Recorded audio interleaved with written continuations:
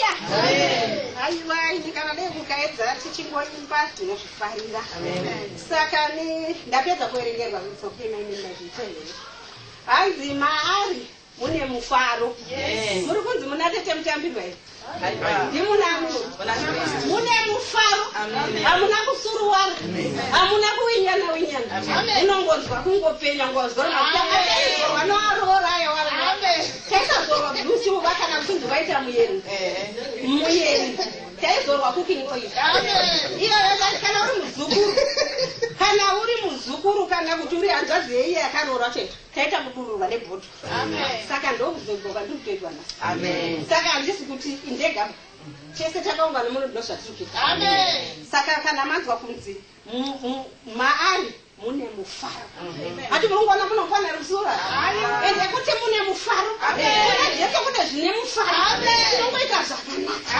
Kana tikaona matambudziko ngatingoedzei kuti tirenge kusuruwaraba. Matambudziko ngoti Mwari ari kundiedza kuti aone kuti ndakamira pano.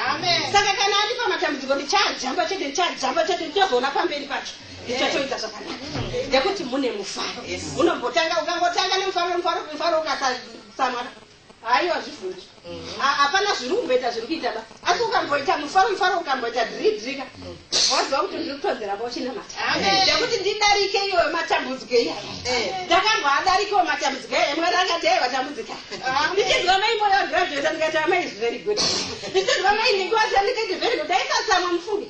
Ndaizwa kuti wamwoyo tonzi. Yanapi. Indi ndichingonzwa kuti pachiita F. Ndikati nditozonzwa kuti teutambirwa P.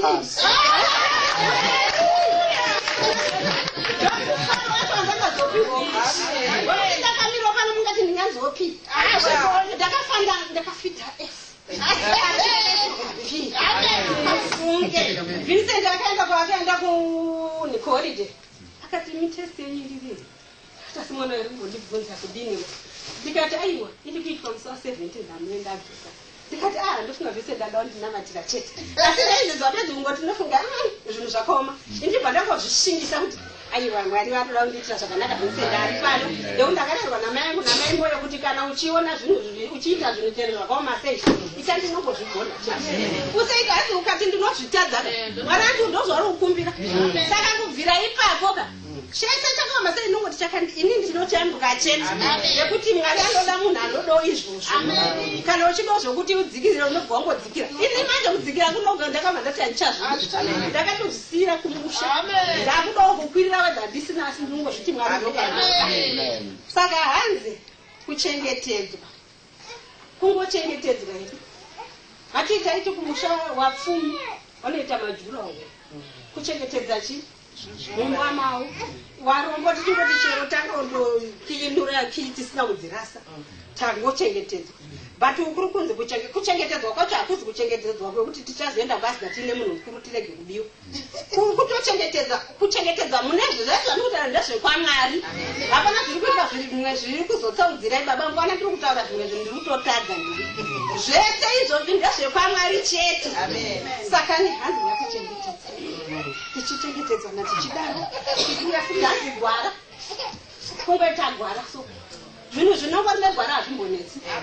Kana kungopinda moto ndoda kupfeka hembe yangu tiri kuenda kana ndangozova ndakaihinga pakati. Zvinhu zvine gwara. Handimboswera chimoto kuti mubhedroom kwakuda ndimwe ndokandakaisa ndokuziva kuti mubhedroom mangu woto kune hembe yangu yewara. Saka zvino Jesu anongoda izvozvo.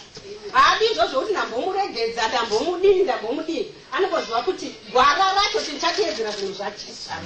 Kwauya futi hanzi kushandurwa. Tiri vanhu vaya wakaida weda zvenyanga dzinotema nyora. Ugoita chironda chekuda kunyatsodzinga. Kuti ndikuda kumbonzwa kuti iwo sekuru kutatura zvawakafa wakafade. Ndozvo zvinozwa pane murume murefu mutema. Iye anobva uya kwandiri. Yakauraya baba. Uyendi kuchekere nyora kuti musaite sei? Musafe. Muiyo nanga iye inokanganwa kuti yakatosipona Mwari. Saka itondirapo hangu inini kuti ndipone haisi kuzova zvayo. Saka zvinezvo tinongoda kungoti tishandurwe tizive kuti tinongonamata Mwari. Kwauya futi hanzi ruponiso. Tinoda kuponiswa izvo muchiona tisingarari pamubhedha wemwani yakadai. Asi waisiya. Ndekuti wada kuponeswa. toda kuponeswa tese. Saka ngatingoteedzere soko irori tipone. Pouya futi hanzi kubudirira. Pana asira kubudirira. Pana ndichitaura pia. Munhu wese anoboda kubudirira. Asi kubudirira kunoshingairwa. Hata kuti ukasabudirira unozoshingairwa une zuwa rako. Amen. Mwari andodzidza kuti pamwe uchabudirira potopinda ma-accidents. Saka ngatirege kuti kana paine chakaita chorega. Ndodo kutenga kuimba yangu kumusha ramba noti handisendi sina kudira. Mwari anoziva kuti zvazazoguma nepasaidi apa pane chandicha. Amen. Saka ngatingorambe tingoti mukubudira mukasabudira tichingonamata ndokuti tiita zvo. Amen. Ehe.